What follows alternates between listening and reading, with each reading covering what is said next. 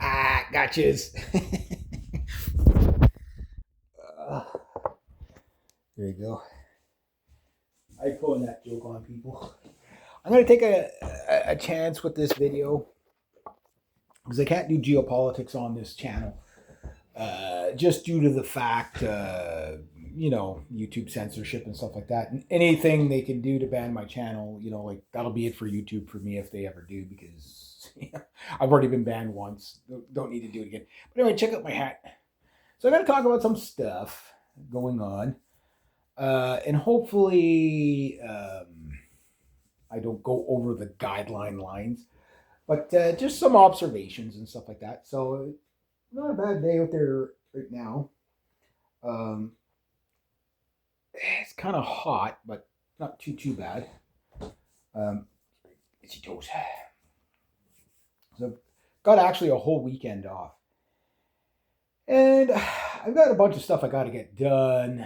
But I've done some of it this weekend, but I don't get a lot of rest time, so I'm really trying to take it easy. Excuse me, take it easy on myself this weekend. But there's a few things I want to cover. So last week I was talking about the loneliness epidemic and stuff like that, picking on men and women. I think the culture war stuff in that sense is safe enough to cover, but I think of beating a dead horse on that. But there's something else I've talked about, a boot. You have to say it properly. A boot. Um, definitely since 2014, and that was breakaway nations and breakaway society and stuff like that. And you're starting to see early rumblings of it. There's been a lot of people that have tried to kind of like get out of the system, so to speak, which is almost impossible to do. Uh, but you are seeing people finally working out like the teething problems of trying this stuff, right? And where it comes from and why it's happening and all that. I'll only be able to go so far into the why, but if you follow my BitChute channel, you kind of know what I talk about. So a lot of it has to do with bad policy, right? And where does this bad policy come from? Well, you guys do your own research and you'll figure it out. you know. So there's a lot of alienated people, right? And we have a very bad, corrupt banking system globally, no matter where you go. The most sound banking system in the world is the Canadian one where I'm at. And that's just where the bar is set. It's not a very high bar. You know what I mean? So it means there's a lot of corruption here too. And it's gotten to the point where our currency is so devalued that it's really deracinated young men and women to not start families and stuff like that, not to mention all the other cultural stuff. And there's a lot of things to be said here of how we got here, and it goes with the decimation of the extended family, not the nuclear family. The nuclear family was already the writing on the wall that we were headed in the wrong direction. But the death of the extended family is what really has pulled society apart with hyper individualism and globalism and global citizenry, that kind of stuff. Make out of that what you can. But the thing is that what it's done is it's left domestic populations deracinated with the attacks that come from all angles. So if you're a young man, especially if you're a white dude, all of society hates you. That's like there's like anti-whiteism is a actual thing, right? It is an actual thing. When you point it out, you get called all kinds of names or whatever, but it is a thing, right? But it's not just white men that are disenfranchised. If you are of the mass immigrant class, right? You're coming into countries where it's just a whole bunch of men coming into countries, foreign countries, which is like our countries and stuff like that, and they have no prospects either. And they're leaving countries that most of them have been destroyed by war and stuff like that, and there's no prospects for them there. So you have fighting age men moving around in large numbers, which is never good. At a time when you have deracinated men living in countries that believe everybody hates them, Whether share sympathy with that or not, that's not the issue. It is what it is. So you're ripe for revolution in many ways. But there are some men out there that, and I said, like, I think it was Stefan Molyneux said a few years back that, a study showed that only maybe 10 or 15% of people were capable of rational thought or changing their ideology based on actual evidence, right? And those type of people, the thinker classes, we'll call them, they're in all walks of life. They're not all highly, they don't have a lot of diplomas and stuff like that. They just tend to be practical people and can see the writing on the wall for what it is. And those people are like, well, we need solutions. So you go through like a stage where people just complain about everything and just, highlight the problem, highlight the problem, highlight the problem. And it actually gets to a point where you're just running in circles. It's like everybody knows. You know what I mean? Like everybody knows. It's kind of like somebody's house catching on fire and somebody running around the house, outside of the house, go, look, it's on fire, look, it's on fire. And the whole block is there looking at this house burning. Go, yeah, it's on fire. I see that. Yeah, you're right. It is on fire. But at some point, you're going to have to put the fire out, right? You have to do something. And the thing is, well, how do we do it? That's the stage where I think a lot of people are at now. And breakaway civilization is something I've talked about because I couldn't see how it wouldn't happen. So right now you've got the big controversy of the back to the land people, right? And I've been looking into it and stuff like that. And of course, the left just dismisses it as racist, bigot, blah, blah, blah, blah. But it's like, no, that's a byproduct of something new. This is birthed out of the new world. We went through like during like colonialism and maybe even a little bit before that was called the New World, right? Christopher Columbus is the New World. Okay, we get into early 1900s, we have the New World Order, and then after 2020, we're back into the New World because it is a new world. It's a fallen world that is in chaos, pretty much by every metric. Dystopically functional in one way, and nothing to see here, nothing ever happens, and on the other way, it's just a complete nightmare, right? This is how you could have a guy makes a gazillion dollars with his Bitcoin, goes and buys his Lamborghini, right? Never worked a day in his life other than getting lucky with the Bitcoin. Drives past a bunch of homeless people, and when he comes to the light to stop, some guy on an $8,000 bike says good morning to him, and he says good morning back. Where are you off to? I'm just chilling out in my new Lamborghini because I don't have to work. I go, oh yeah, well, I'm off to the soup kitchen with my $8,000 carbon fiber bike because I just lost my tech job to a replacement worker, right? So like that's dystopia. Like it's not like depression era stuff. It's weird stuff. It's stuff that we haven't really experienced this before. So this plays on a lot of people, and people get desperate and they try different things. And out of this, you have the warring factions culturally, which is pretty much the people that get sucked into that is probably 80% of the people. So Normie Norman that goes to the football game or the hockey game to because I don't care about politics or any of this stuff at all, but they don't realize it cares about you. I don't care about my ancestors, my history, the race of my race, or anything like that. I just don't care. I just go with John Lennon's rules. Imagine, right? Problem is the cultural war cares about you. They care about your race. If you're white, they hate you. You know what I mean? They care about that. You know what I mean? They spend a lot of time obsessing about that, right? And you could spend a lot of time trying to defend yourself against it, but you have to understand it's kind of like the guy running around the house that's on fire. Yeah, they don't like you, so why would you try to appease these people, right? The best is just to try to learn to live around the madness and the chaoses of it. Just sit back and laugh at the chaos of it all because it's absolutely insane. So you shouldn't care what, like when we live in a world where, okay, I understand the edginess of the antagonist and stuff like that. But when you got a blonde girl wearing jeans, what they're doing is they're putting a girl with big hooters in some jeans to sell jeans, right? But the controversy isn't that. The controversy is she's a white girl talking about her good genes, right? So of course everybody in the culture war is up in arms about it. But I'm saying, like, why? The people that are absolutely upset about it are not sane, rational people. Why do you care what they say? Ignore them. Move on. Either buy the jeans or don't. You know what I mean? Because it's not important at the end of the day. It solves nothing. It's a lot of waste of energy. It's a big distraction.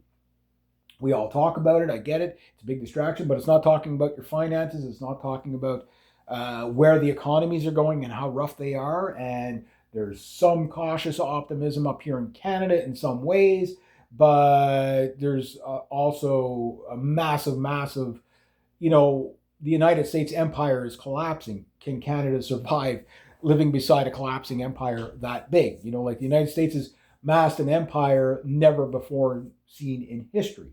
It's the most powerful economically, the biggest military, blah, blah, blah.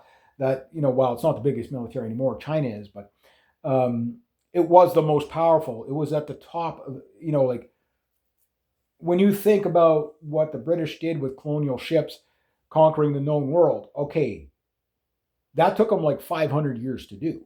You know what I mean? They had tall ships that they kept, floating for 30 years. Like especially, when you think about that, putting like lumber in salt water and putting cloth, canvas sails on it. And, like, how does this thing not rot in a week? You know what I mean?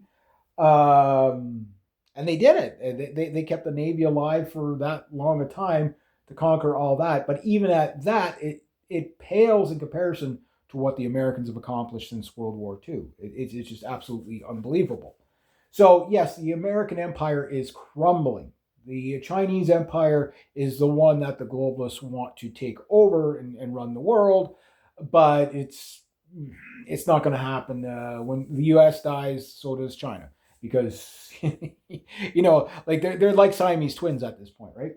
And anybody that lives in China, anybody that lives in the United States is going to have to survive this, right? They're going to have to survive this, and if you're a young man, you have to survive this while if you're a white dude, they've convinced you that they've convinced a lot of white women that to hate white men, that they're the evil, they're the whole reason for everybody's problems, right? So that is really hard to overcome, which explains a lot of the low birth rates. The other thing is just the cost of living. That doesn't help either, when people aren't financially secure. And it's not that they're poor. It's not that. It's that they're not financially secure. They're, like they don't know if they're going to be living in the same place in a month because of the craziness, right? You might be living in a tent city. Nobody wants to bring a child into the world in a tent city, right? So that plays in on it, okay? And then just the fact that every, replacement migration hitting everywhere, and they knew this like hundreds of years ago. Like in the States, the founding fathers talked about not having mass immigration because like solving everybody's labor shortages with labor from the third world or just mass immigration just to solve labor problems for corporations, because that would lead to the deracination of your populace, and they wouldn't breed, they wouldn't replace themselves, right? Just for the almighty dollar, right? And they figured that out a long time ago. Now people are kind of figured it out now because it's just, with the internet and everything, it's so in your face. So all these problems going on, there are people that like kind of come to the conclusion, well, when the Titanic has hit the iceberg, you can either sit on the deck, listen to the band, thinking the ship is not going to sink, even if it's a big ship and it takes a long time to sink, it's eventually going to sink. Or you can get into the lifeboats earlier. When the Titanic sunk, more than half of the lifeboats had nobody in them because nobody believed that thing could sink. I'm looking at it in hindsight 2020. It's I'm like, it's a big piece of cast iron with a hole in it. It's gonna fucking sink. You know what I mean? Like cast iron doesn't float, man. That's gonna fucking sink. I would have been one of the, maybe not the first, but I would have been dragging women and children onto the lifeboats as fast as I'd be like just stuffing them whether they wanted to go or not. But I definitely wouldn't have stayed on the ship. You know what I mean? Um, it was a very eye-opening thing for them. Here's this mighty ship that went down. How did it really sink? There's conspiracy theories, whatever. But we'll go with the official story and just say that picture the iceberg as the economy and picture the Titanic as a nation. And voila, here we are, right? We've already struck the iceberg in 2008, and the banksters have gotten away with everything and doubled down, and like they're still doing everything. And they've even come up with stuff. I remember Gregory Manarino saying this for years. He goes, they're going to come up with stuff you can't even imagine, like just ways to rig the system in ways you can't even imagine. And boy, was he ever right. And the thing is that it doesn't really matter at this point. At this point, it's what are you going to do about it, right? So some people have chosen to find a way back to a simpler world in the new world. And it's not easy to do, because how do you disassociate with all those people who survive on hating you? They survive on being around you to call you names, right? Those people they're not well. I don't think they're all bad people. I think there are a lot of brainwashed people. But the thing is that at some point, these people are breaking away. And, like the return to the land thing, it's really hard to find fault in it, right? Because the only fault that the big no-no is that white people are grouping together and shutting other people out for their own interest.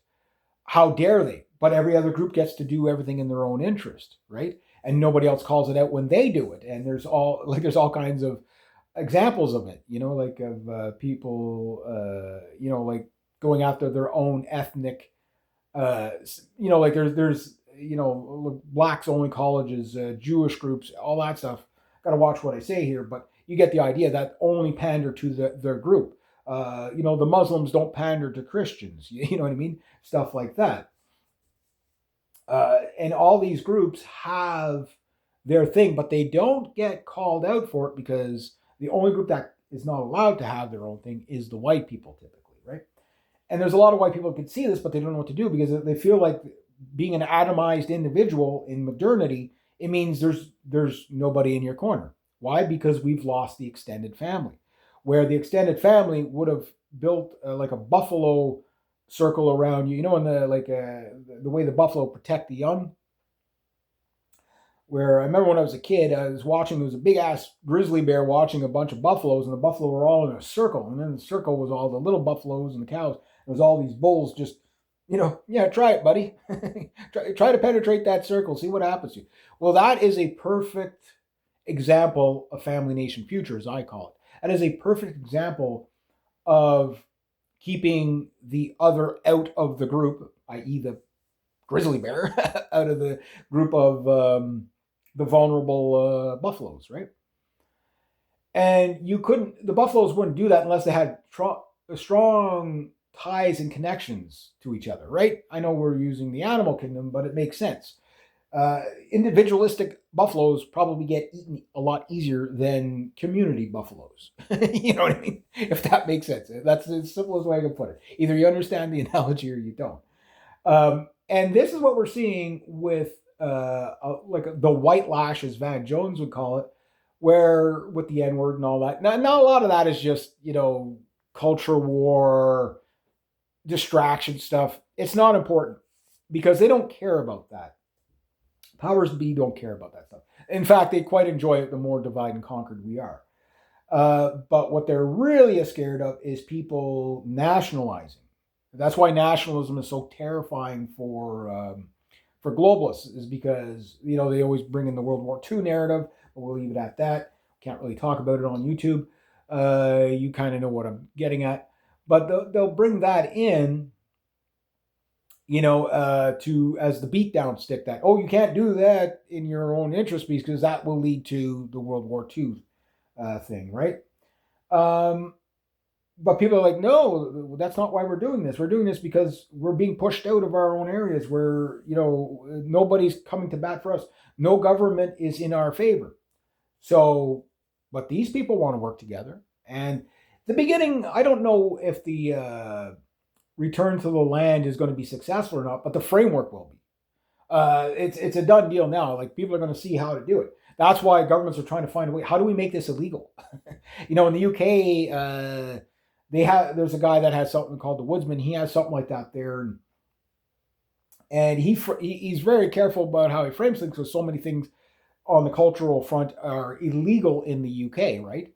And that's coming everywhere. Like, the UK laws are coming to the United States. Why? Because the United States laws, the UK laws, the Canadian laws, Australian laws, they all come from the same global compact, right? Agenda 21, Agenda 2030, all that stuff, right? And other things. Trans-Pacific Partnership. That's pretty much the backbone of your mass immigration, right? So the whole point is that people are saying, well, you know what? We might be willing to sacrifice a little comfort out of modernity if in the long run we can form families and freedom of association, blah, blah, blah. Now, the thing is that will guaranteed lead to a war. Either the state will crack down on it, and that will create a massive, massive backlash when they do, because you can't send in. I mean, the jackboot thugs will do whatever they're told to do. There are no brave law enforcement or military out there. They all will do whatever the government tells them to do. They care about their paychecks, not the people. A lot of people don't like to hear that, but that's true. Prove me wrong. We saw what happened in 2020. We know what the law enforcement will do. So when law enforcement, military, regardless of who's in power, are given the orders to open fire on the citizenry, they will. Which citizenry will they most likely open fire on? The ones that threaten them the most. Who are the ones that threaten them the most? Not the ones that are out climbing on the side of the buildings, waving flags, and on January 6th. Those are the people they like. Why? Because that gives them more good optics for authoritarianism, is what I call it, right? Where some people in the middle of a bush somewhere, way away from civilization, not bugging anybody, becoming self-independent, working as a happy community, starting healthy families, working together as a unified group and influencing others. That is you're get ready for a Waco 2.0 with the return to the land. They're going to have to kill those people because that's what the state does, right? It's too much of a threat. And to stomp it out while it's early on is the best way. All they got to do is say, oh, these people are just a bunch of whack jobs and we'll go in like Waco, right? They don't like Waco. I have my mixed emotions about that one. But this one, it's clear and day. These people aren't harming anybody, right? Even to the people that would normally oppose them are saying, well, they're not bugging anybody. So, you know what I mean? So why do I bring this up? Well, I bring this up is because it plays into something I said that's going to play out probably over the next couple of 100 years, where you are going to see the disappearance of white people pretty much global. They're already a global minority, right? And it's going to come in through a bunch of ways. The biggest one is through displacement. Not so much people just pushing the white people out, but just deracinating them so that they don't replace themselves. And that is the biggest problem. Like, we're going to have probably a 10 or 20 year slump of no white people being replaced whatsoever, which will heavily outnumber us with all the minorities and everything like that, which they will do their own interest. And they've been, bred since birth, many of, not all of them, but a good proportion of them. And the ones in power, push the anti-white narrative. We hate these people because they're evil, they're bad, blah, blah, and all that stuff, right? The prediction I made in 2015 is starting to come true. I didn't think it would happen for another probably about 10 years, 15 years. But I guess, the timelines are hard to really predict. But you're going to see a micro baby boom amongst white people, right? Which is going to be called racist and bigot and everything like that, no matter what they do, right? It's people have made probably an accurate assessment of the return to the land thing by saying that it's basically how to be a white Amish person without being an Amish person. like how to be an Amish without being Amish, right? Yeah, that is. Amish are a good blueprint of the extended family. Hutterites, Mennonites, Amish, yeah.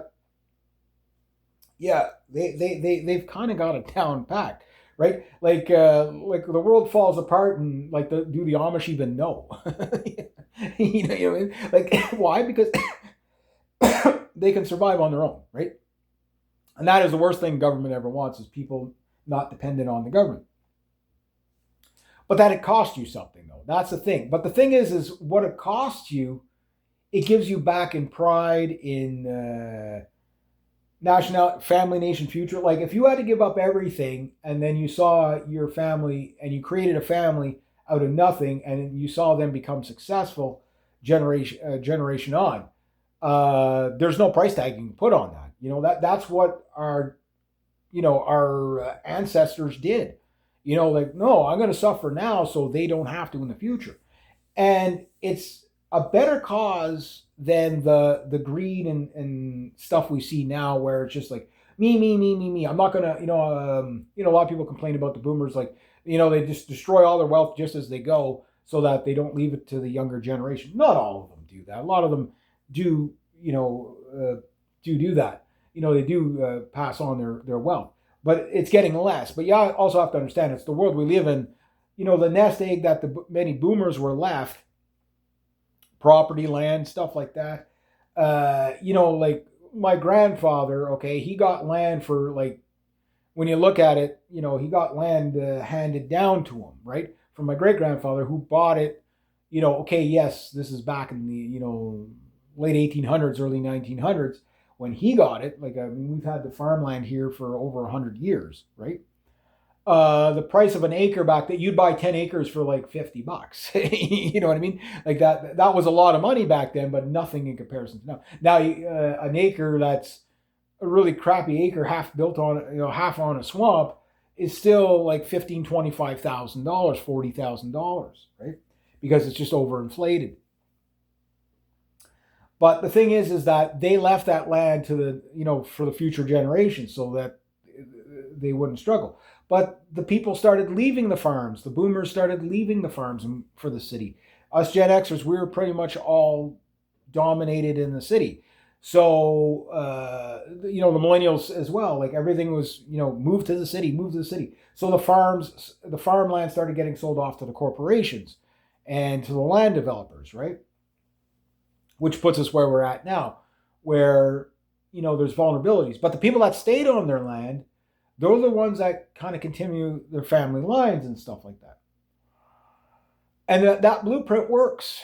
It works very well. And like I often, reference Andrew Tate. There's some good things that he's done, sure, but he's a bad role model overall, because he's trying to sell you a dream that's not sustainable or obtainable for 99.9% of people. And calling people losers if they don't make $30 million in a year. Well, it's just because you don't want it bad enough. Yeah, everybody wants the $30 million bad enough. It's just, to get there is not, yeah, sometimes you can earn your way there, but 99%, it's just luck. It's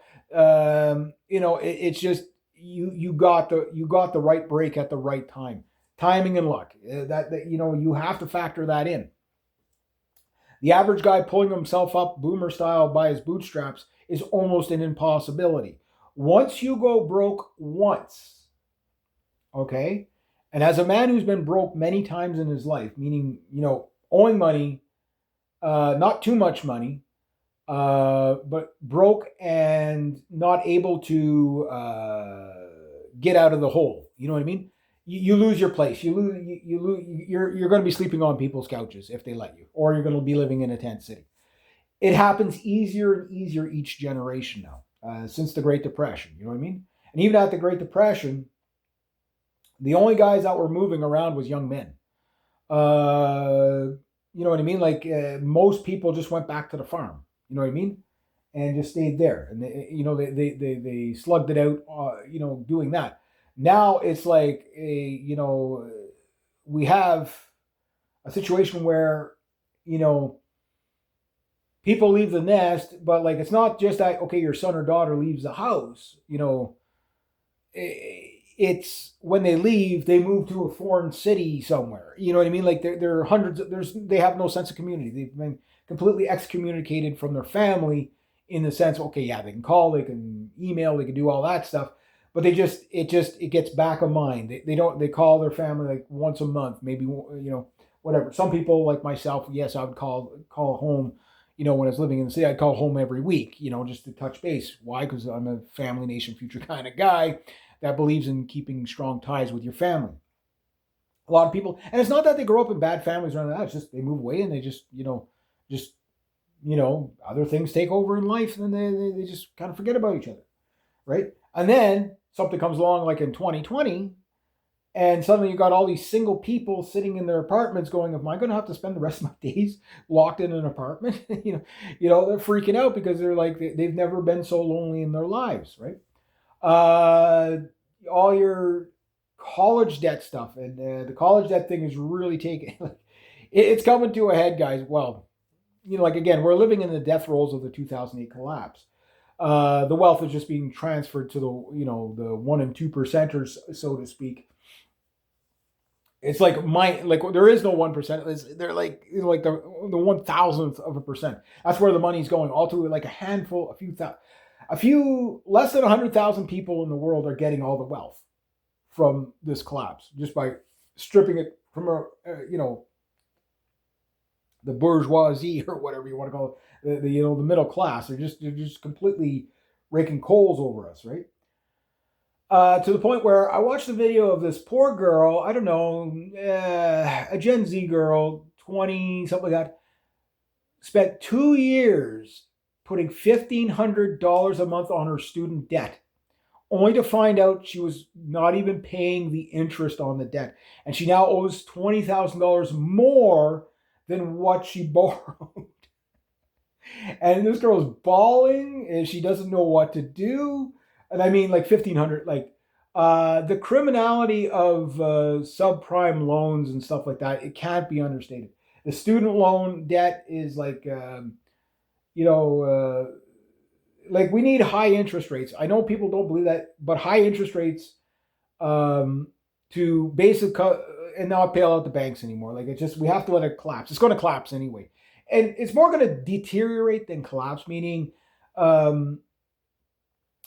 until we actually get into a third world war East meets West kind of thing, not just the Ukraine thing, but actually where, there's actual nuclear exchange between the superpowers. Those who survive that, not going to be fun. Not going to be fun. But once we actually, the United States starts shooting at the Russians start directly shooting, and it's open and everybody knows about it, and the Chinese and whatever, the United States is going to lose that war. Like Joel Skousen said, they're going to lose that war. We're being set up to lose anyway. We've given half our weapons away to the Ukraine. Like Russia, it's in their best interest to take their time with this war because it weakens NATO. The more weapons we send to the Ukraine, they burn them up. We have nothing to fight the Russians with. You know what I mean? I don't think the Russians are going to make that move, but at this stage, but they could. They could. They could go for broke. You know what I mean? I just don't think they will. Same with the Chinese. The Chinese, if they say the South Pacific is ours, there's really nothing to stop them from doing it. You know what I mean? Never mind just Taiwan. I mean, they'll own all the way down to Australia. They have the capability and the manpower to project power that far. But it'd be the end of global trade for them. They would turn into like a North Korea style. They would just deteriorate, because they're so corrupt as well. Like every government is corrupt, right? So listening to this girl go on about her debt, right? And you listen to like the Manosphere, they talk about these type of student debt women all the time, right? These world traveler women, you know the types, right? And no guy wants to have anything to do with these girls. So all those women are no longer breeding stock, even no matter how pretty they may or may not be. They are no longer, they are so tainted with either by debt, like no guy's going to take on a woman. First he's going to say, well, she's getting with me because she wants me to pay her debt. And that's probably going to be the case. And then even if it isn't, no one's going to take that. No one's going to take that bet, right? We're not going to take that bet. So those women are out. So the debt student people are out. Women will go with a guy with debt, student loan debt, before a guy will go with a woman with student loan debt, just due to the fact that the woman's not expecting to pay the guy's debt. You know what I mean? But she might use it against him as a judgment of character of, well, this guy's not good with money. But if you know, unless he's actually okay with money, and just say, yeah, I got a lot of student debt because I was kind of stupid, and I believe everybody has to go to college, and college degree isn't worth the paper it's written on. Well, it depends what you take. Anybody that gets into actual hands-on stuff like engineers, tradesmen schools, yeah, that's you need engineers and tradesmen to build the starships. You need engineers and tradesmen to fix your cars.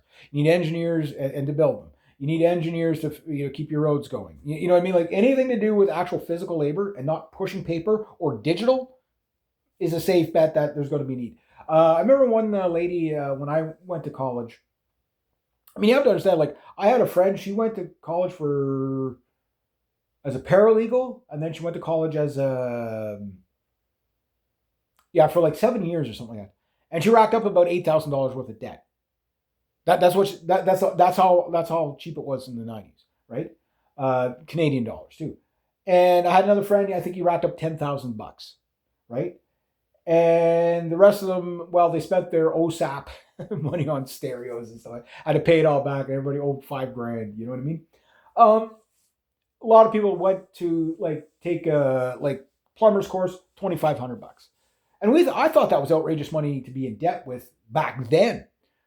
What does it cost to become a plumber now? I remember one guy going through med school. He said, I'm going to be at it for 8 years or 10 years to become a surgeon. I said, how much was it going to cost you? He goes, probably about $30,000. I said, wow, how are you going to pay for that? He goes, well, I got a job. He goes, I've been saving up for 5 years before he even, he said in his student job, he saved up something like 10 or 15 grand. So he was already half there. You know what I mean? And it was just like, okay, why? Because there was no bailout. There was no easy loan. This guy had enough, more than half down, and they still wouldn't give him a loan. They're like, well, we want to see that you're working for a couple of years and stuff that make sure before we lend you the money. Now they just give the money to anybody. What are you taking? Gender studies course. Okay, yeah, how much is it? $90,000. You know what I mean? $130,000. It's just ridiculous. Just absolute ridiculousness, right? So all that student loan debt means people not breeding in the future, regardless of the race. Right? That's what it means. Okay?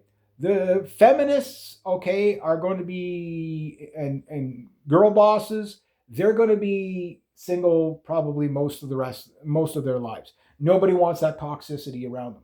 MGTOW and incels, well, self-explanatory, nobody wants that toxicity around them. But the return to the land type of people that believe in family nation future, whatever they want to call it, they can call it, but it's the same blueprint. You have to be for the family first. Not for you first, but for the family. Obviously, you have to take care of yourself enough to be, good enough to take care of families, right? To raise a family and stuff like that.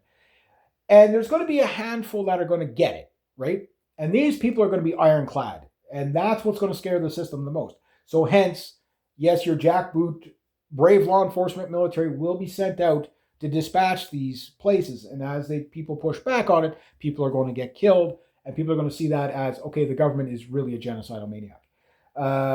It hasn't happened yet, but it's happened in forms over, they call them cults. Like they're going to call this group a cult. But when you interview these groups, there's nothing cultish about them. These are people that just are sick and tired of being called racist bigot all the time and want to actually, restore their heritage and their people and stuff like that. And the only thing you can call them is racist and bigot, right?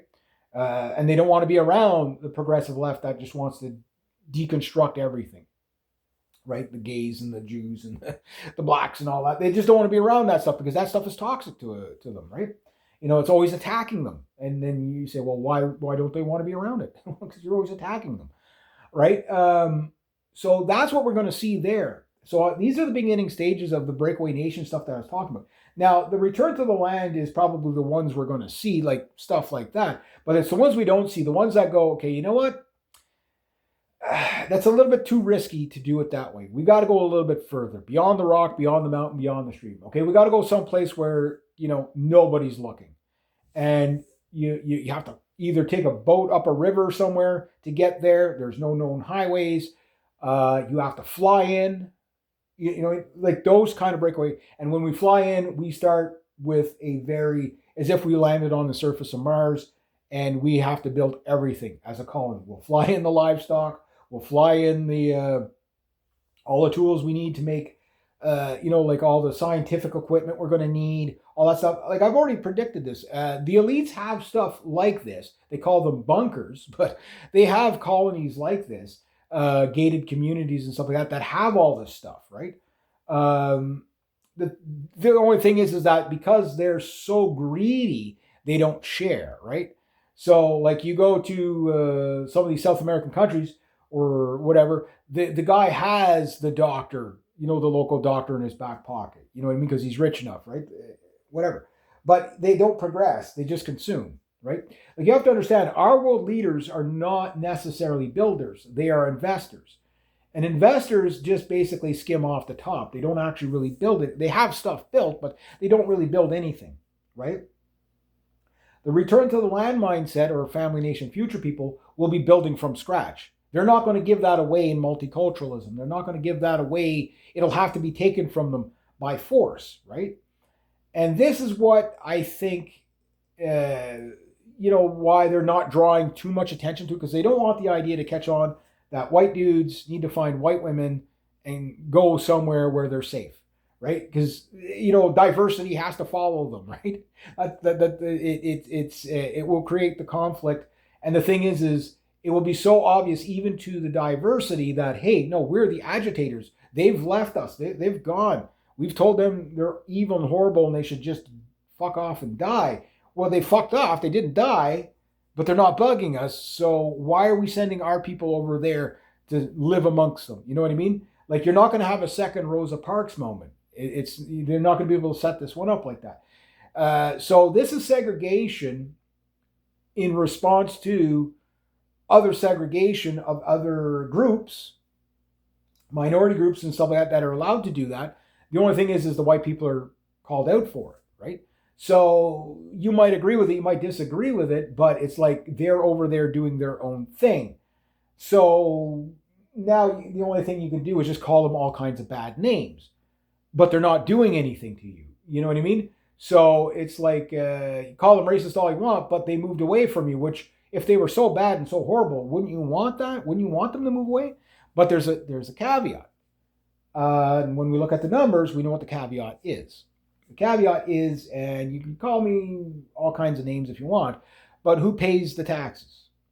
Right now, government's just printing money, so the taxes don't matter. That's why they're able to keep these wars going and all that stuff.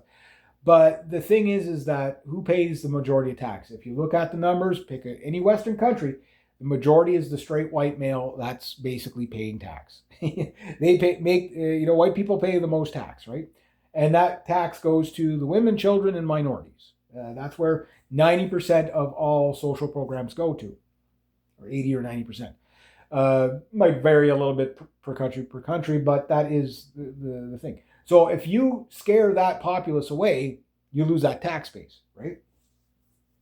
And if that tax base starts investing in itself, you now have competition in such a manner that it will threaten the system, because they won't need you. They won't need your welfare. They won't need your whatever. They will take care of it themselves. And that is the scariest thing for our global governance, right? Because they need everybody weak, poor, strung out on drugs. You know what I mean? Why do you think they legalized marijuana up here in Canada? It wasn't because they believed marijuana was harmless. They knew it was harmful. That's why I rail against it all the time. I can't stress enough. Again, I used to be liberal on the idea of it, but seeing how much it harms people, you don't realize it until you see those people quit. And when those people quit, 6 months to a year later, they're a 180 from where they were. They went from that stressed out, high anxiety person that can't handle the shit of the world to, like a functioning person in society. Maybe not perfect, but they're not stressed out anymore.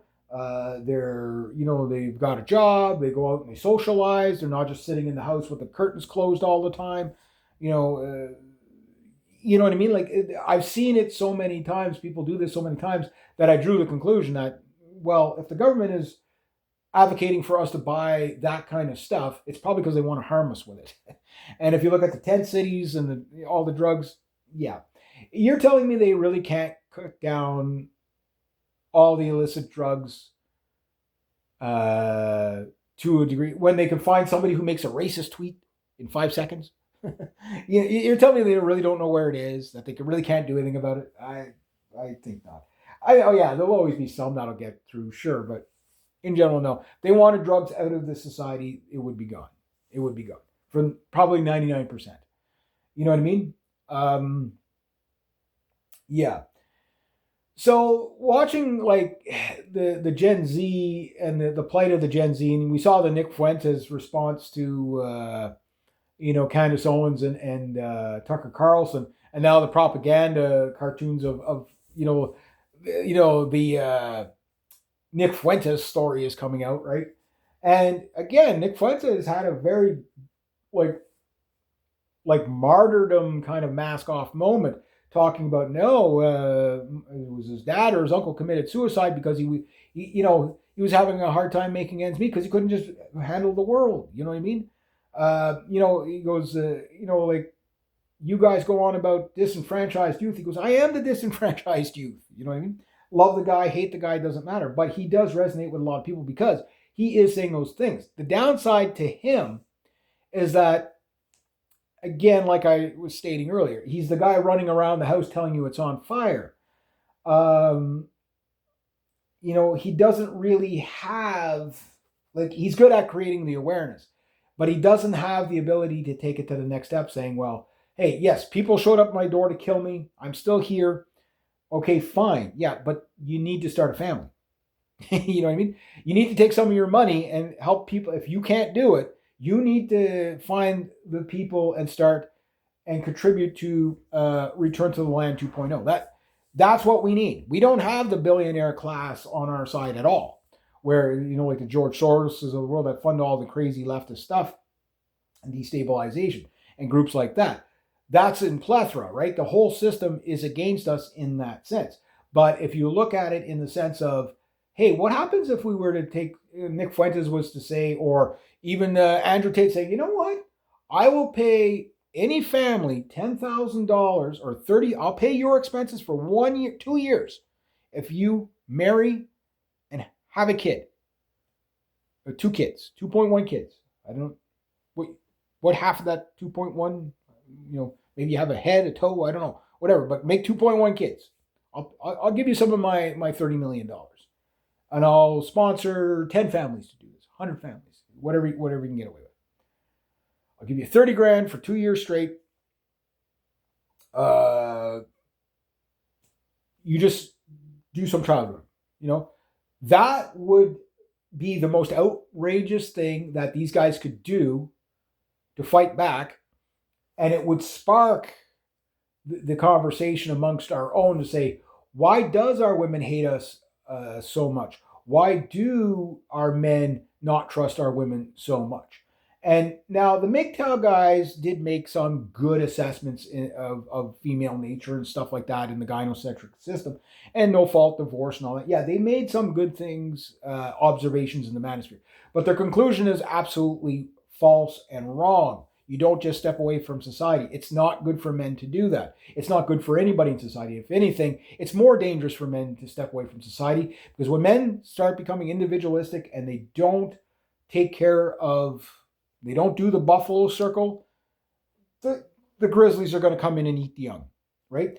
And they're going to kill you as well. You're going to die fighting these other disenfranchised men because you didn't protect your own and not let it take hold in the first place, right? And this is what the reality is coming to, that many people on like my side of the aisle that are more, nationalistic or whatever, that we realize that, we're in a dangerous world and we have to learn how to live around it as it's collapsing, and it wants to take you with it.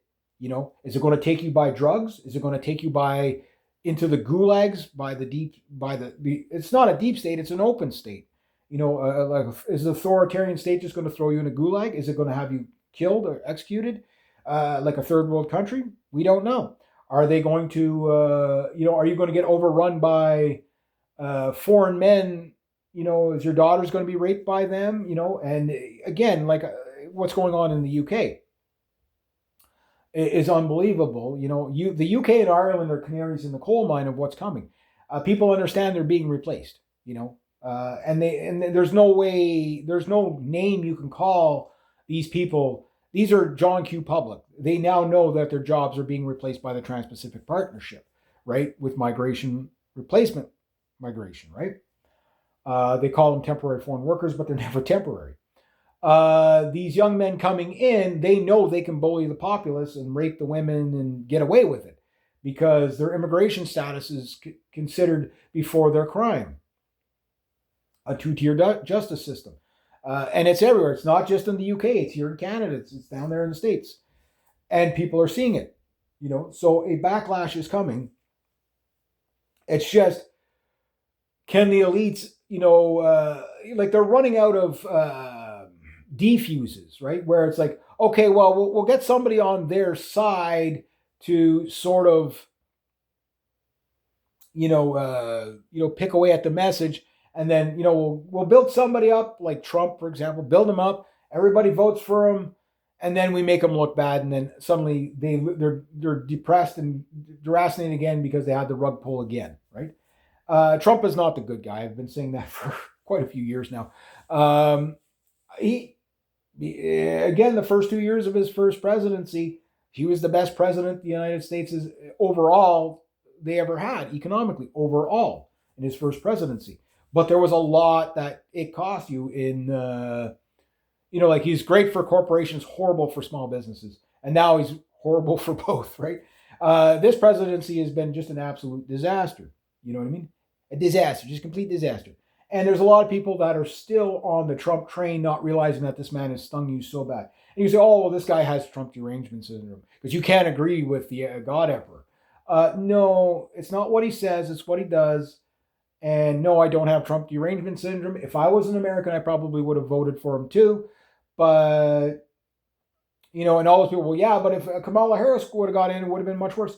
No, Kamala Harris would have just done what Joe Biden was doing, which was bad. Don't get me wrong, it was bad. But she wouldn't have the intellect to pull the plug like Trump is doing. Like Trump is not going after the deep state. He's in on it. Kamala Harris actually would have been more tolerable. Even with her horrible laugh, she would have been more tolerable and survivable than what Trump's doing. Right now, the U.S. economy is, you're in 3 sessions, 3 quarters now, of job losses or 2 quarters of job. You're in a recession for sure. And it's not looking good. Your manufacturing is depleting, right? They don't hire white people anymore because of Trans-Pacific Partnership, diversity quotas. Everywhere up here in Canada, you can't even get a job as a white person at a fast food restaurant because it's all taken over by Pakistanis and Indians, right? It's becoming really noticeable up here. Are they going to do anything about it? No, they're going to double down. But it doesn't really matter because those people lose too. All these people coming in thinking, we're going to stick it to the white dude. Well, you have to understand, you're being used as well. like when the economy collapses here, I don't know how you're getting back home. You're going to have to swim. You know what I mean? Why? Because the airliners aren't going to fly when everybody's on strike like they are now. And there's no money for fuel. You know what I mean? Even if they can fly. So, And of course, a lot of people are going to be, like the cultural war blame is going to sling mud like crazy. It's only the people that are smart enough to know when to get out. And I've predicted these people back 10 years ago. I wish that video was still around on my first channel got banned, right? But it was called The Most Dangerous Men in Society and Who Are They? And there was like a couple of parts to it. And boy, the amount of predictions I got right in that. And if anybody's just jumping in on this channel for the first time, I try to keep this channel as light and happy-go-lucky as possible. I don't do geopolitics here. I won't do my World War III updates here. I'll do them on my BitChute, links down below. I do all the controversial stuff over there. But sometimes I do have to put out videos just to kind of give people a barometer that there's dots you need to connect and whatever. And anybody, I get this all the time. This guy is crazy. He doesn't know what he's talking about. Blah blah blah. Because he doesn't know this. And yes, I do.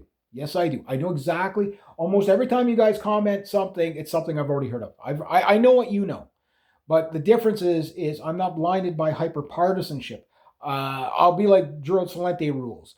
I'm a political atheist, meaning I will hold my own guy to account.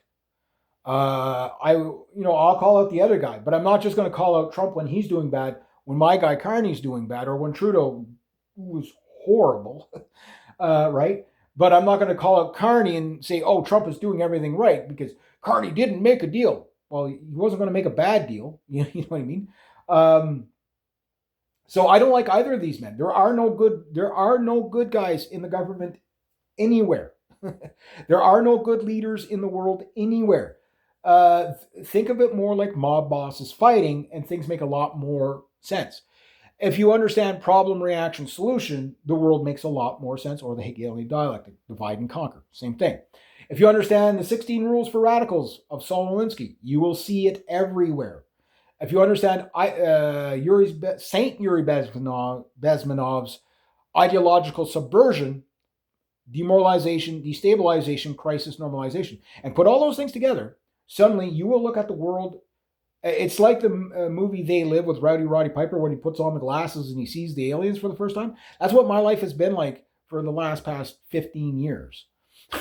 You know what I mean? Like it's been that crazy. So I don't just go with the hyperbolics all the time. It's like, no, don't just report on it right away, because what you're seeing, you got to think about, like, the people we were laughing at in 2014 are now in power. You know what I mean? Like those feminists back then, we laughed at them, right? It's like, yeah, now look where we're at, right? But who put them there?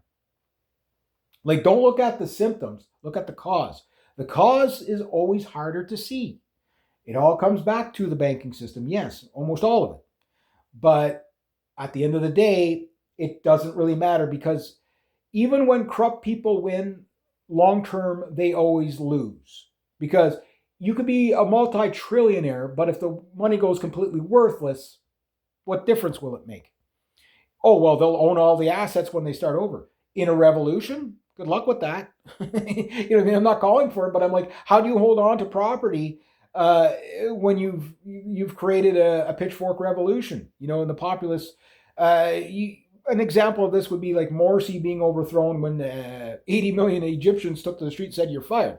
You remember that guy in Djibouti last year, the year before, running with the suitcase to the boat because people were chasing with machetes and like pitchfork revolution stuff?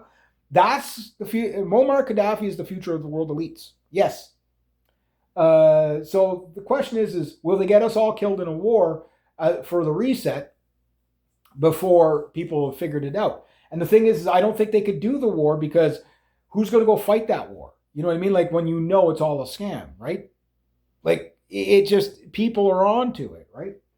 But the people that are onto it and all focused on that, they're not focused on family, nation, future. There's other people saying, well, we got to find a way to survive this. Okay, as a prepper individual, libertarian, I'll go live off in the mountains by myself during the apocalypse. Yeah, great. What's that going to accomplish? Nothing. You die alone. Going to grab a bunch of people. We're going to build a colony somewhere. See how far we get. Grow our own food. Do this, do that. That might work. Might build a community. Might even start making some customs. And if you think about it, like I was talking with my nephew the other day, and I was telling him about the oldest ancestor I know of is 300 years old. Of mine, and I have ancestors older than that. Obviously, everybody does. And I'm like, that's why it's important to know your family lineage. Start looking at your family lineage, especially those who believe you're white and you have no culture, no heritage. Start looking into your lineage. You'll be surprised who you're linked to. I'm positive I go back to the Roman Empire and the Norman conquests for sure. You know what I mean? Like, there's just, when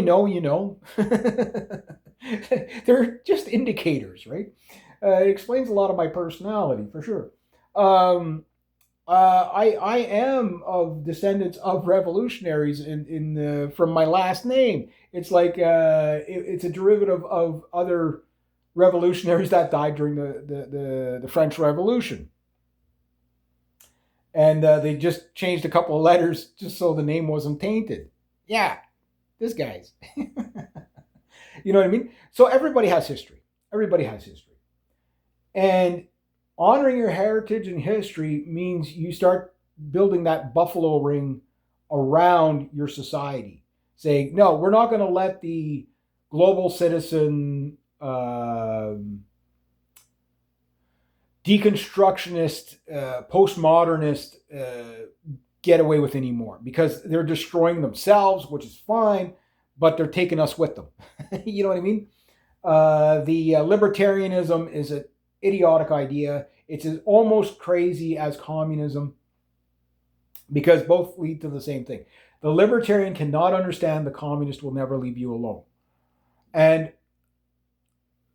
when you start thinking about it like that, and you start thinking about the world like mob bosses, all our world leaders are just like mob bosses fighting, Anglo-American Empire versus Eurasian Pacific Empire, things make a lot more sense. And you're saying, holy shit, these people are getting ready to kill each other. The people at the top, they're getting ready to kill each other. I think Catherine Austin Fitts was correct on that assessment. And we came up with it around the same time. She goes, I think the elites are about to kill each other. But because these are cowardice people and they can never do anything, like the Bolshevik Revolution, the overthrowing of Nicholas the Tsar, there's going to be a second overthrowing of Nicholas the Tsar 2.0 kind of thing globally. The difference was the Bolsheviks, who were the Bolsheviks? Yeah, you go look into that. But those men picked up rifles, went into the palace and did the palace coup, right? They didn't see if they could spend 100 years to sway people, to deracinate themselves to do it. Hence the investor class, right? So we went from the industrial revolution 1.0, 2.0, people building stuff and then disenfranchisement of the populations and then overthrowing in coups, right? And that stopped around the end of, we'll say, the 1950s after the Maoist coup and stuff like that. You stop seeing those coup type things, on a regular basis in big countries, right? Russia, China, right?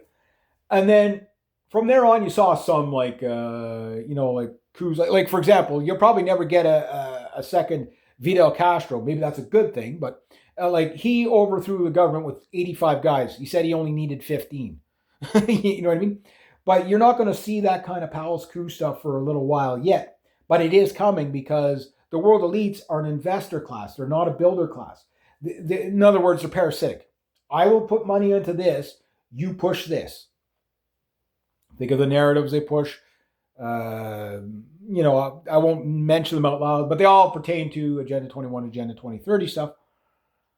And once you start realizing that, it's like, this is why things don't function. And I've said this about every flavor of communism. Now we call it's like globalism is amalgamation of communism, fascism, Marxism, capitalism. It's whatever works for the world elites, right? That's why you can't nail it down of one thing.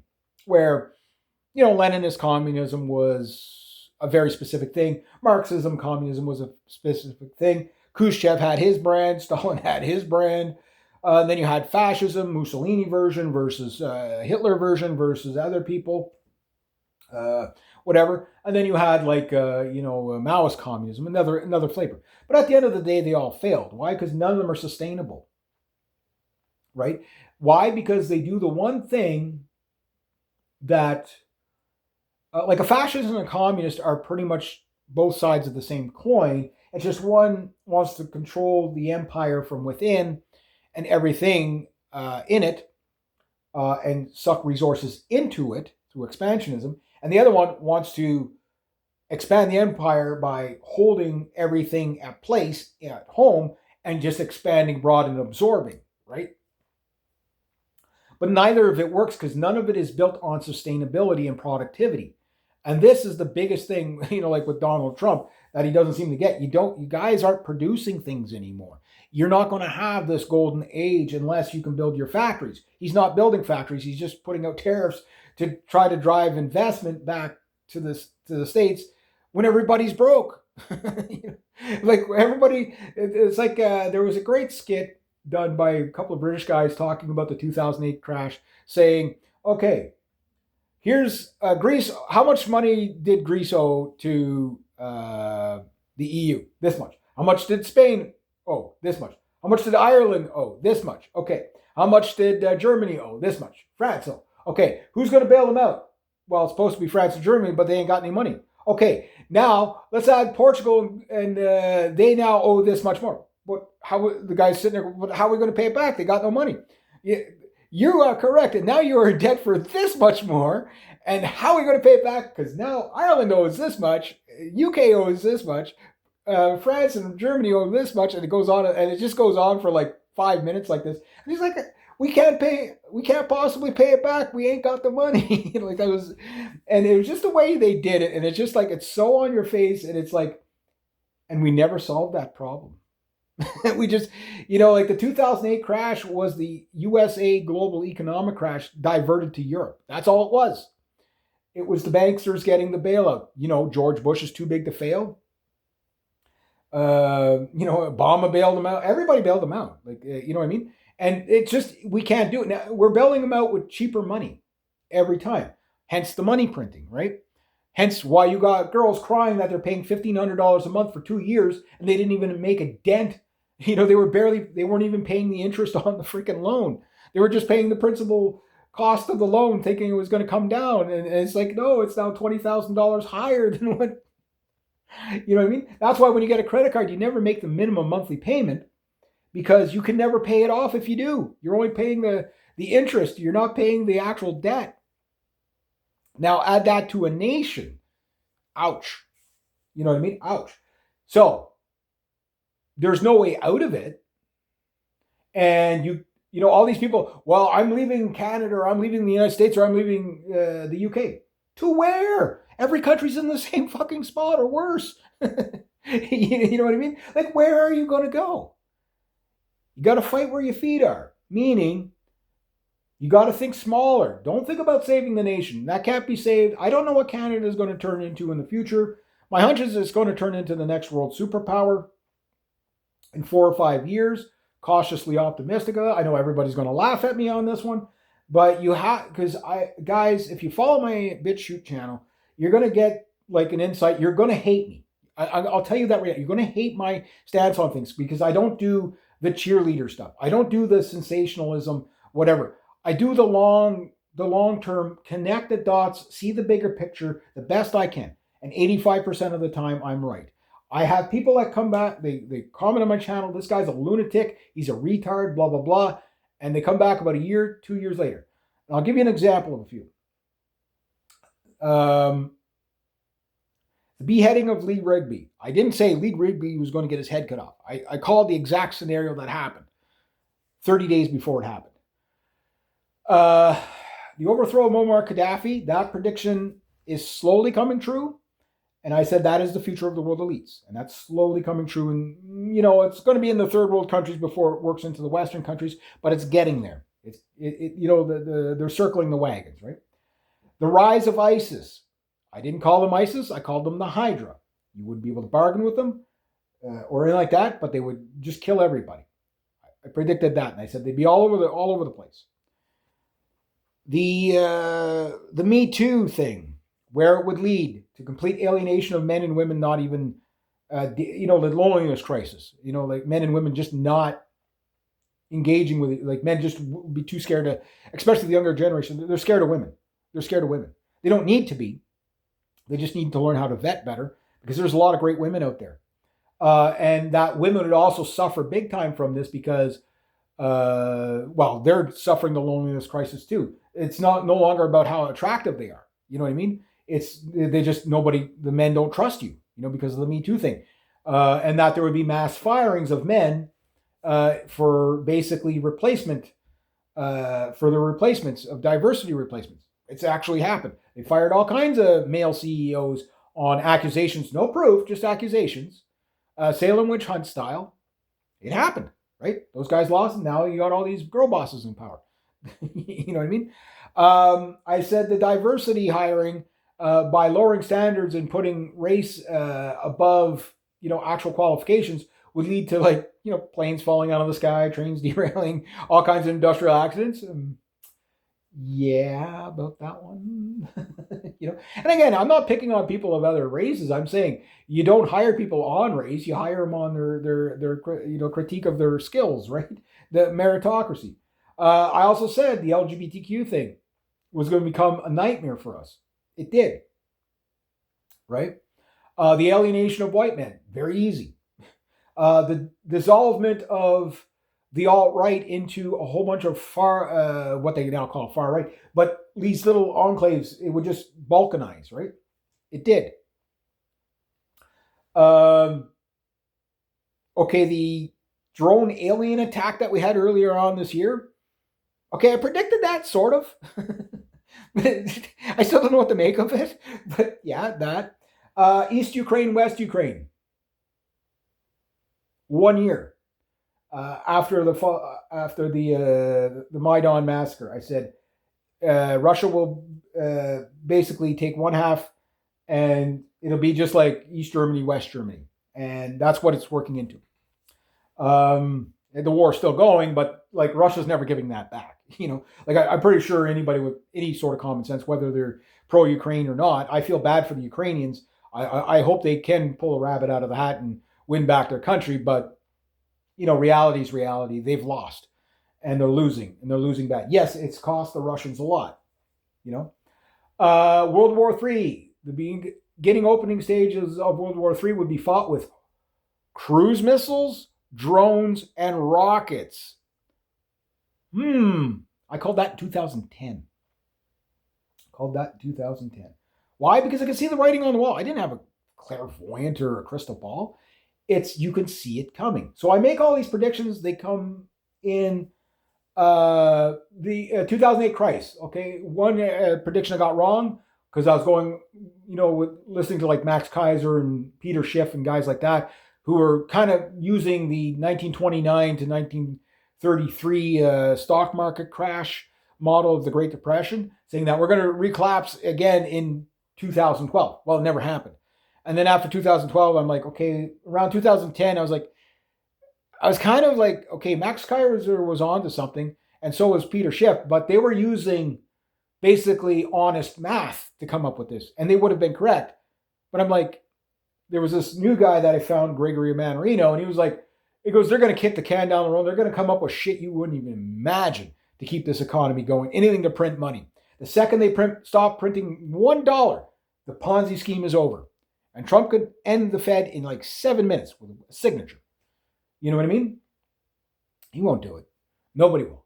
And Gregory Mannarino was right. And I caught on to it. I'm like, there will be no economic collapse till war comes. And when I mean war, I mean the big war. And we're close. Like the things I've predicted over the years. I remember one lady sent me back one of my videos, and I listened to it, and everything, the persecution of Trump and all that. And I'm like, yeah, when did I do this? Like a month ago? It was like 5 years earlier. That's how accurate it was. And I'm just like, wow. And that channel's gone now, but that was my Not Reg Me channel. And I've always been playing it safe on this channel. But I do understand I do have to make videos like this from time to time, even at the risk of losing the channel. Because my goal is not to scare you, but to prepare you. We are in very volatile times. Trump is destroying the U.S. economy, and it might not take the global economy with it, but it's going to be extremely painful and disruptive for 90% of people on the planet, including China, basically China and the United States are trying to kill each other economically without shooting at each other. The Chinese, and I've made this prediction since 2010, their goal is to destabilize the United States, to balkanize it into a whole bunch of secession movements. And if they can do the same up here in Canada, it'll work to their favor. If you can get every state to become a nation state and break away from the Union, over the next 100 years, China can just buy it out, right? Because every state is just going to go flat broke, without the cooperation. Same thing in Canada. What they're going to do in Canada is once they get the 50% plus one majority to vote BC into China as a Chinese province, they'll do it. But that's probably 20 to 50 years out. However, India is coming in, right? So what are they going to do? They're going to counter the Chinese vote, right? So we'll see. But now nationalism is rising around the world, and anti-Israel, anti-Zionism, anti-Jew stuff is also rising around the world as what I call the 110th expulsion of the Jews is taking place. It takes years for it to play out. We only know about this stuff from history books of how it plays out and how long it takes. It took the Roman Empire, how many, it lasted, 3,000, 5,000 years, and it took 1,000 years to collapse. You know what I mean? It's a painful fall, right? But we're also living in the very beginning stages of the 10th Crusade, which I think you could say really kicks off in 2015. It might have started in 2001 with 9/11, but it really, if you play it out, because you have to look forward you have to look back to look forward and see, okay, well, where's this going to end up? Where's this going to lead? And the thing is it leads to a lot of black pill destabilization. So here's what you don't do if you want to survive this. Number one, don't keep all your eggs in one basket. Okay, Bitcoin's not going to save you. It's going to have a ride up, but when it crashes and goes down with the grid, it's gone. Gold and silver, well, you got to think about how you can spend gold and silver, which is not practical. So a little bit of gold, a little bit of silver is probably a good idea. But even before gold and silver, stockpile food. You must have at least 2 years of food for every person in your family. The sooner the better. It takes years to build that up, especially for those of us lower on the economic rung like myself. It takes years to do that. But more importantly, you have to have the skills to grow food. You have to have your own personal Vastablad seed vault. You know what I mean? You have to have the abilities to know how to do that. Following this channel, particularly next season, you're going to see some really phenomenal gardening tips from me. I've known how to do it. I hunt, I fish, I trap. I've done I've done all these things my entire life. So I'm not worried about living off the land, but I also have no illusions of how hard it is to identify safe plants to eat and how lack of nutrients these plants actually are. You'd have to eat 5 million dandelions to have a meal. You know what I mean? You can eat milkweed and dandelions, but you can't eat them all year round. You can hunt and fish and trap, but you don't always catch everything, right? And that, it starts off with deer, bear, and moose, right? At the beginning of the Depression, and it ends up with squirrels and budgie birds, like seagulls by the end of the Depression, if there's any left. Things get wiped out fast, right? So you have to be able to replenish that stock. Maybe you want to take a look at chicken farm. I live in the city. Okay, well, in the city you can't farm, but you might be able to join, a close-knit private community garden, one that doesn't just get raided by people in the middle of the night all the time. That's why you don't see community gardens anymore. Rooftop gardens seem to be the thing. But even at that, you have to have Family Nation Future. You have to have that trusting, extended family style community. If you don't have that, you will never have a trustworthy, reliable partnership. So that's the stuff you work on. Well, who do you work on it with? Well, that's where you got to learn how to network. Yeah. So the return to the land thing, you look at their blueprint. You look at the Amish, look at their blueprint. Now, you don't have to go full Amish. I mean, yeah, you can have hydro, you can have the internet and all that, but you should be prepared to live without it. A buck skinner. Research buck skinners. I love that old Rendevrez, Buck Skinner, Pioneer stuff. I love that. The Voyageurs, the fur traders. I love all that. The Hudson's Bay Company story. Fantastic. Canadian all the way. The oldest company in Canada that's been, it's sort of done, it's been through the ringer a few times, is now, survived in pretty much name only by, the grace of Canadian Tire. But their slogans basically been, the rights have been bought to it by Canadian Tire, so they can keep the slogans, the Hudson's Bay Company. But you have to understand, if you're an American or Canadian, okay, the Hudson's Bay Company is the oldest North American company. It's over 300 years old. Okay, there is a good chance many of my ancestors died shuffling beaver pelts back and forth to the Hudson's Bay Company. There's no more pride I could have in my people than that. Like, they sacrificed bringing these gigantic, super heavy canoes, uh, to the Hudson's Bay. That's crazy. Just to get it out for a fur hat craze during the Victorian era. Like, isn't that crazy? The end of the colonial, beginning of the Victorian era. $300 beaver hats. A 300 a beaver pelt back in the during that in the 1700s, during the beaver hat craze, could pay a man's salary for a year. Catch 10 beaver pelts. Well, where did the generational wealth come from? It came from that guy that suffered in those canoes. You know what I mean? But where did those guys come from? They came out of the French Revolution. They wanted to escape, King Louis. The King Louis. You know what I mean? They wanted to escape those guys. They came out of the depravities of Ireland, the depravities of even the Lebanese were here early on. You know what I mean? Not as many of them, but the Irish, the Scottish, they came in as the secondary nobilities, as we'll call them, from the British. So the British would give all the Scottish nobles the postings in Canada just because they didn't want to deal with the mosquitoes in Canada, right? Hence we got Nova Scotia, New Scotland, right? And almost all of our, founders are pretty much of the Scottish and British Empire. But, the really high-ranking guys were British, but the lower-ranking guys were typically Scottish, right? And we got a whole culture out of that. Now, before the colonialists won over the English colonialists won over the French colonialists, we had Rupert's Land, New France and Rupert's Land. Rupert's Land was a game reserve that went through all of the Northwest Territories, all of Quebec, all the way down to Louisiana. That was all French territory, right?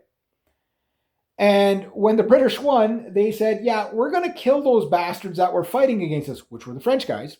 And those were your Acadians that went down to Louisiana, Cajuns. Yes, they were Canadian.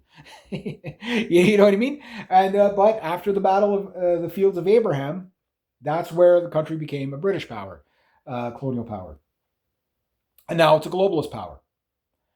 And the globalists, they have really kind of, because of modernity being so faceless and nameless, and the global citizen has no heritage or belonging or any sense of pride, of the John Lennon's Imagine, imagine all the people just getting along, and not realizing that that's not how it works.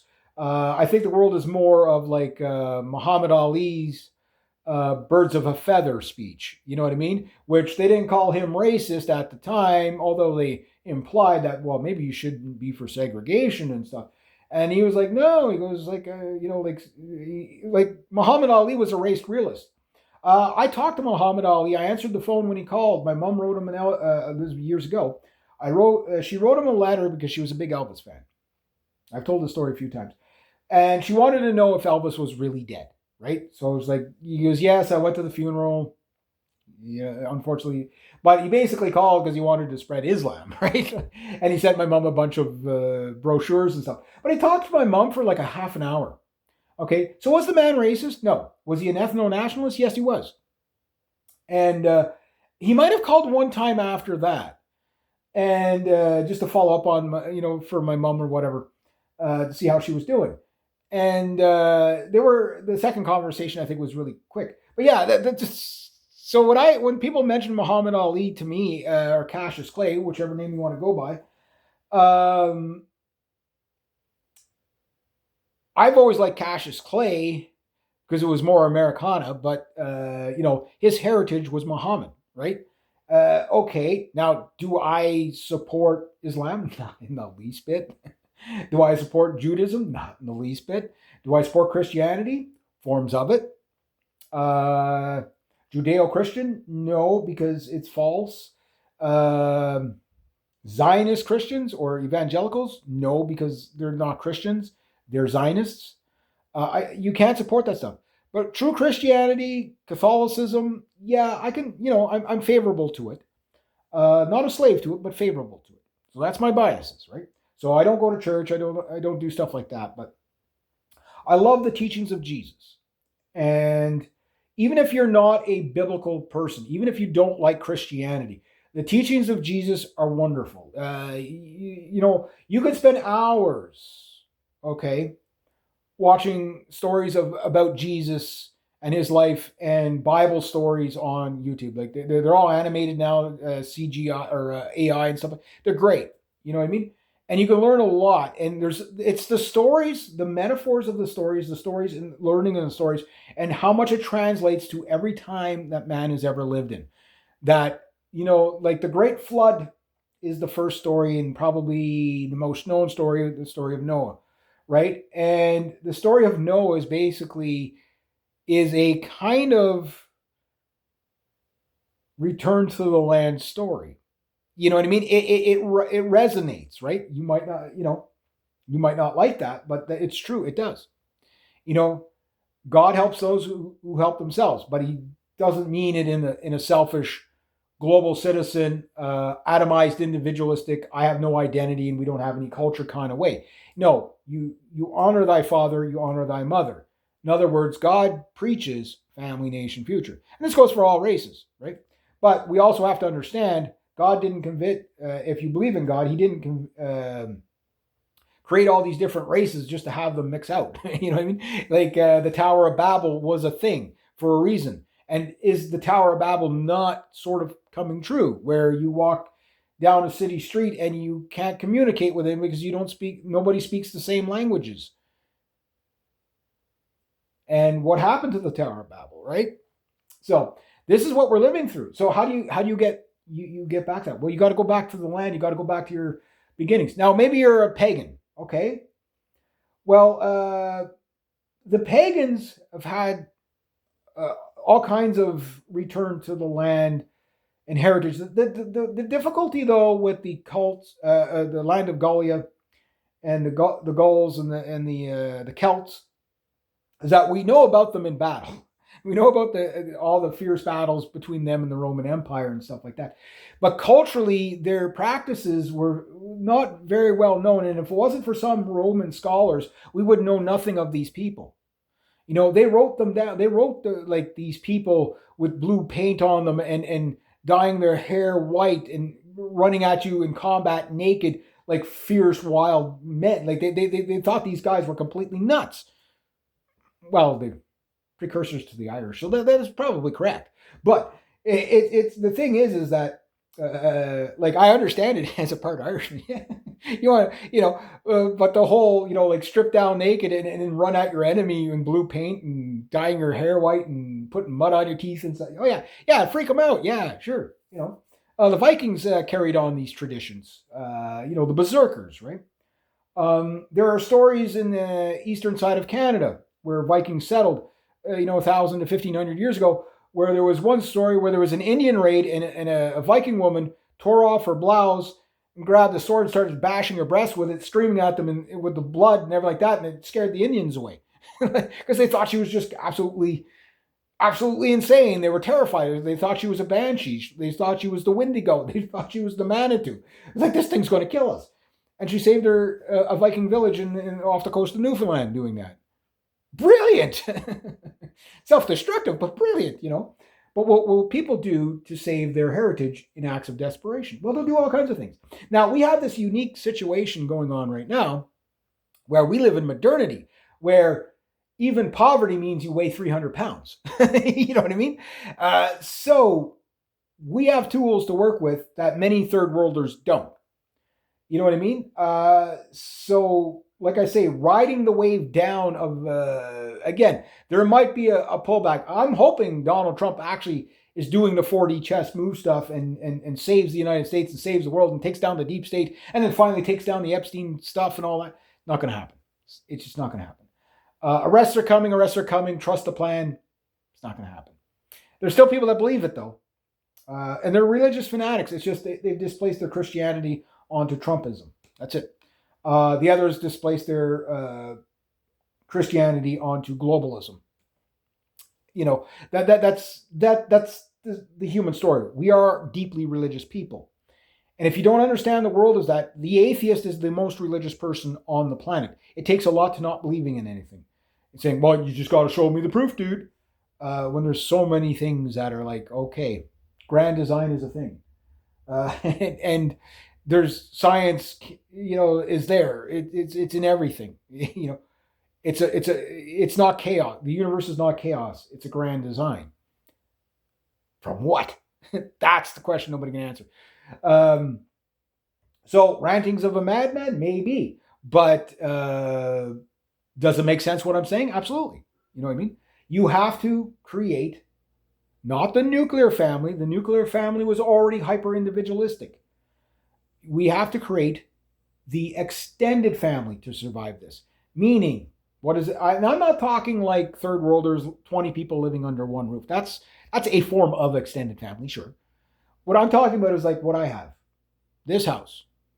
Okay? Right now it's just my dad and I. Okay? Aunt and uncle. Aunt, cousin, aunt and uncle, brother. Brother and sister-in-law. Right there. That's all my neighbors. Right? Half the town related to me. That town up there, the other half related to me. I have family in graveyards probably for the next 160 kilometers radius. Just here. I have family members I don't even know of in graveyards out west, up north, out east. I'm an old stock Canadian. I have family that goes way back, right? That's my heritage. And you're telling me I don't have heritage because, oh, you didn't build that. Individualists say, oh, you didn't build that. Nobody would ever dishonor their ancestors like that. No, what you can be accused of is not carrying the torch. Family, Nation, Future always carries the torch forward. And this can work for every group. And if every group practiced this, there would probably be a lot less racial division. You know what I mean? I think Muhammad Ali had it right. Birds of a feather, right? He wasn't a perfect man, but he did understand that he had to look out for his own without hating the other. Makes sense, because as Henry Kissinger said, hope he's burning in hell, when they're fighting each other, they're not fighting us. That is the problem, reaction, solution, messianic divide and conquer stuff. And they've got us so wrapped into that, right? But the people that are doing the, return to the land, they're not bothering with that. Like there was a girl, a girl and a guy met there and they're getting married. Yes, they're going to call it a commune at some point because that's kind of what it is. But it's a private land ownership thing where they can do free association, right? So it can circumvent the laws. It's a loophole. Now, will they tighten up those laws so that you can't do that stuff? Yes, and that's when you're going to get the backlash of and violence and stuff like that. But the violence will come from the state first. Why? Because Saint Yuri Bezmenov, as I call him, said it best. There can never be any legitimate protest. It always has to be subverted, right? Doesn't matter if it's on the left, it's on the right, whatever. Go spend an hour listening to Yuri Bezmenov, and your world will change. Whether you're right wing or left wing, you will hear the buzzwords. You will of both sides. This is why I'm not as hyper partisan. This is why I can call out Trump, even though he was supposed to be our guy. As a Canadian, he's not our guy. He's a threat to my country. And I take that stuff seriously because I see where the humble beginnings of something can, like right now, Canada and the United States will be going to war with each other.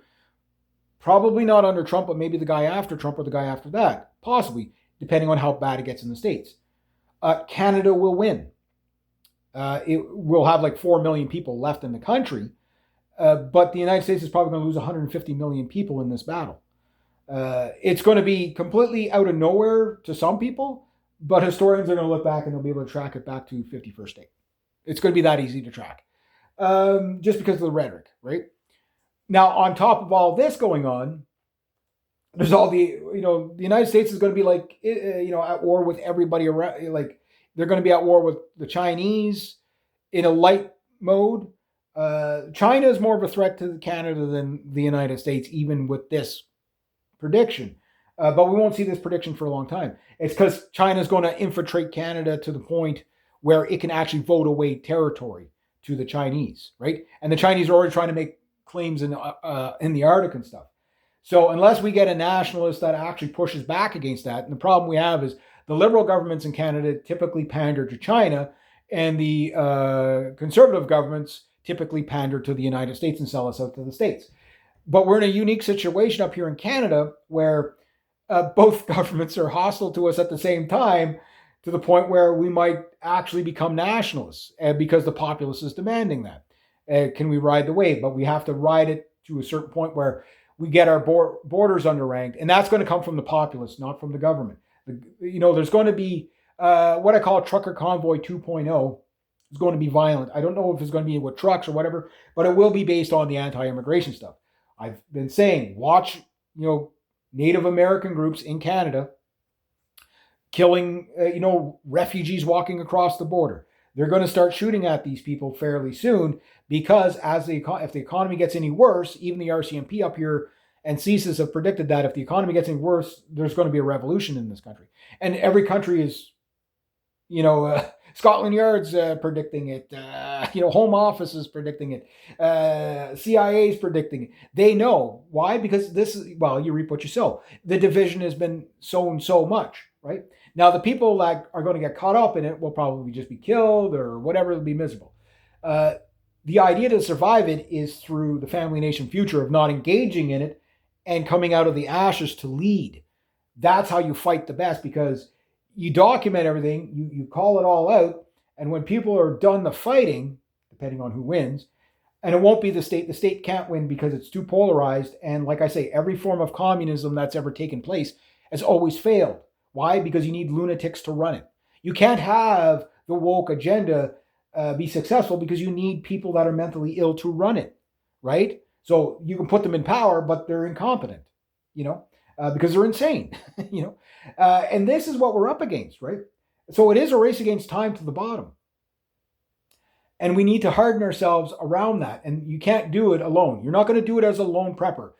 This is where the Americans have more of a problem than what Canadians will. But even many Americans are kind of catching on that, this rugged individualism thing is great, but family nation future, Amish groups, ideology kind of works a bit better when you have a team. You know what I mean? Because everybody has teams that are working against us. So the lone prepper is a means to an end, sure, whatever.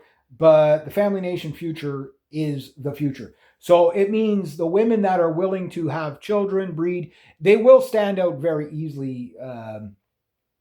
First off, there's an archetype.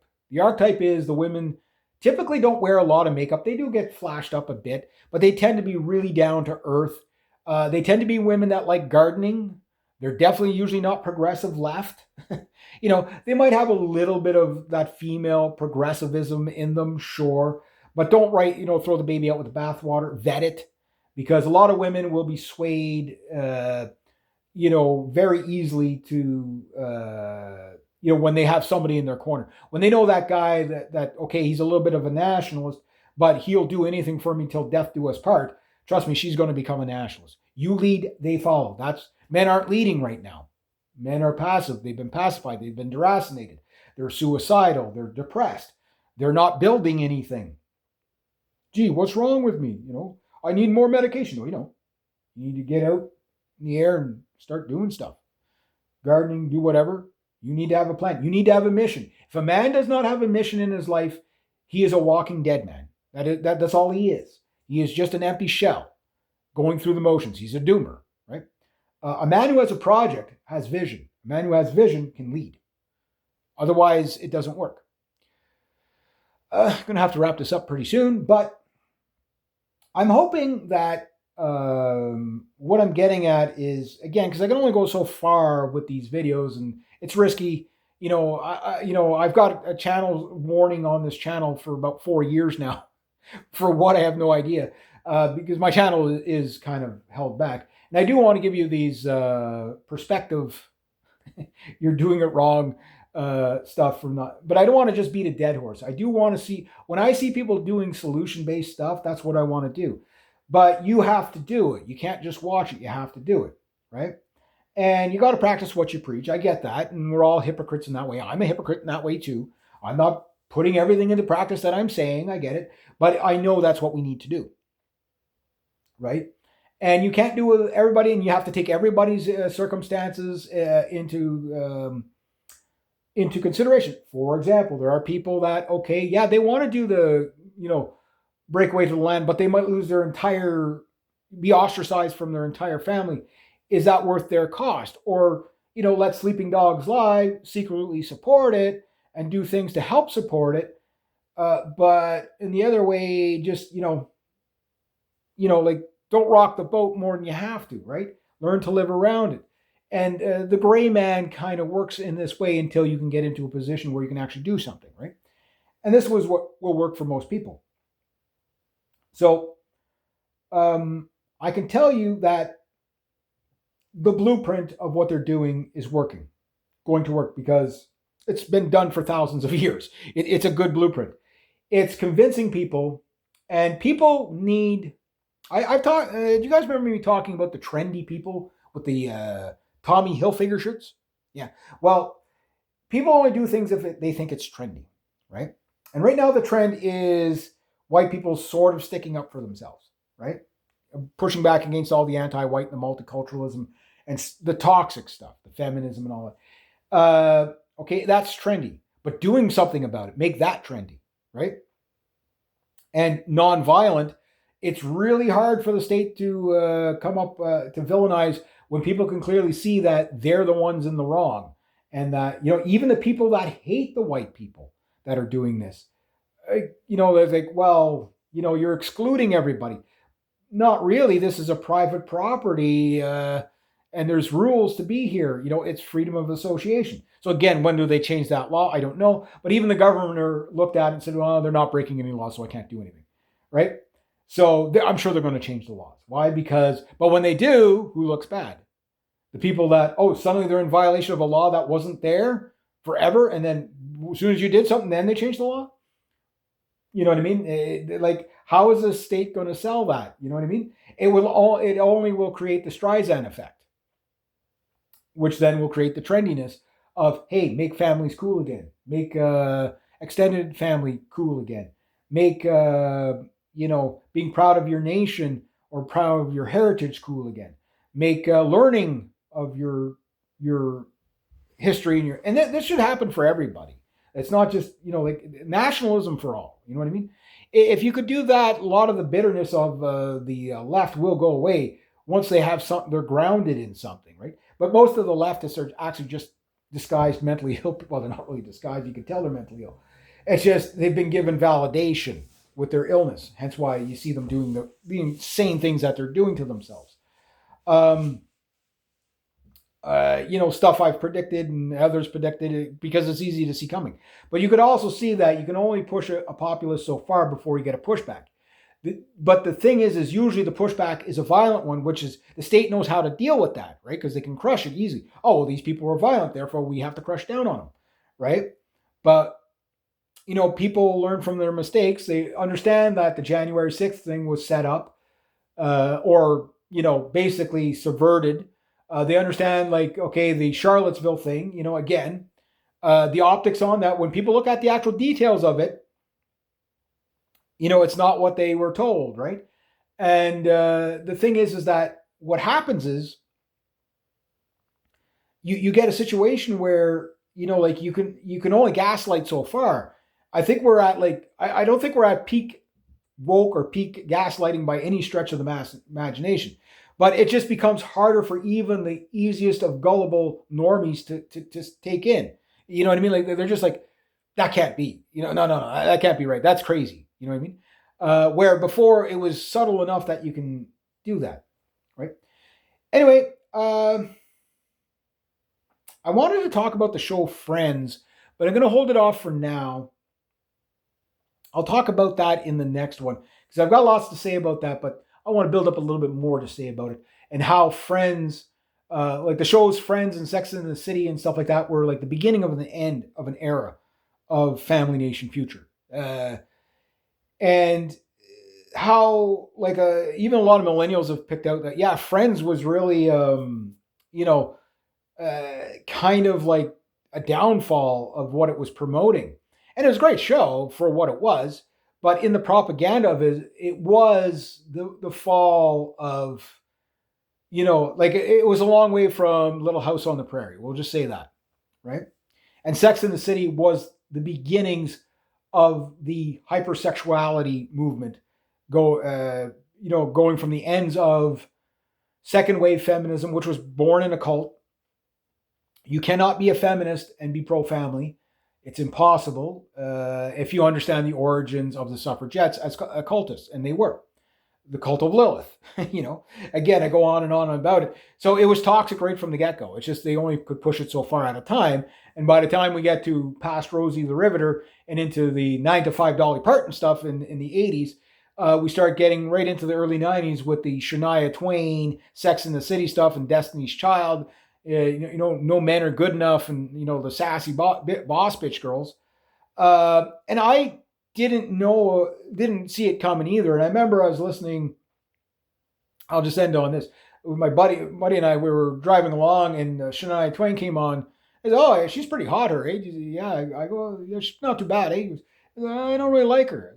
I go, "Really?" Goes, "Well, it's not her looks." He goes, "She looks fine, but she's kind of male bashing." And the song was called "Any Man of Mine," right? And I started listening to the lyrics. I was like, male bashing? What do you mean? He goes, well, it's kind of demeaning to men. And he didn't say much more than that.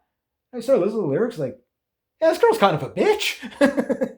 I'm sure she's a nice person or whatever. But lyrically, I'm like, yeah, like no guy's going to go after a boss bitch like that. Like even this is back in the 90s, and it's like when everybody's Mr. Suave and like everything's chill and everybody just kind of sees everybody sort of post-racial and on an equal plane and just, it was rose-colored glasses in hindsight.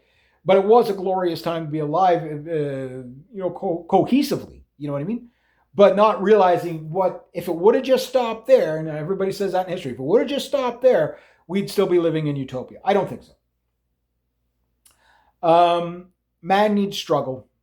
We need strife to thrive. That is the essence of the male gene.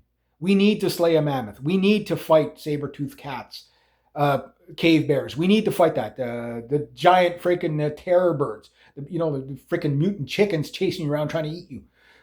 We need that, or we don't live.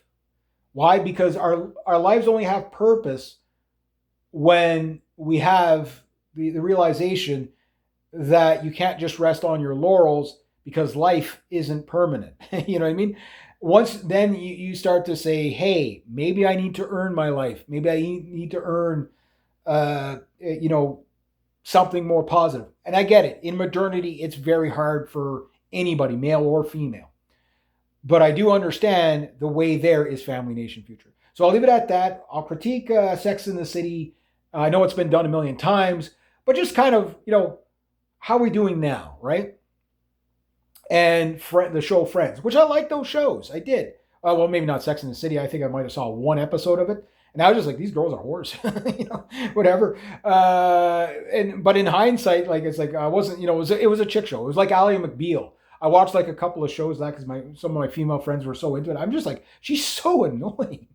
like that kind of insecurity, no guy would ever tolerate that. I told all my female friends, I said, don't ever try to be neurotic like Ally McBeal. You will be fucking alone for the rest of your life. No guy will ever take that. I get it. It's a show. It's funny. It's, it's meant to be cute, but no guy would ever put up with a woman that neurotic. You know what I mean? Period. Full stop. Like have a little bit of confidence, like don't go complete batshit crazy the other way, but like if the Destiny's Child and Any Man of Mine, Shania Twain is one end of the spectrum that you don't go to. Well, don't go to fucking hyperneuroticism of Ally McBeal. Stay in the middle. You know what I mean? Um, yeah, which at that point I understood from that point on, all women are crazy. It's just, sorry, I'm not being mean or sexist. It's just true. It's just true. They're all crazy. That's why men have to lead so that we can, cozy up them so that they don't get hyper neurotic, so that they don't get into the boss bitch or radical feminist stuff. Men have failed women in that sense because we've been weakened. And demoralization has a lot to do with our weakness, but comfort has more to do with our weakness than anything. Because you can see as soon as we get a little bit uncomfortable, you start seeing the testosterone levels come up a bit too. Anyway, I'll leave it at about that. There we go. Have yourselves a great day, eh?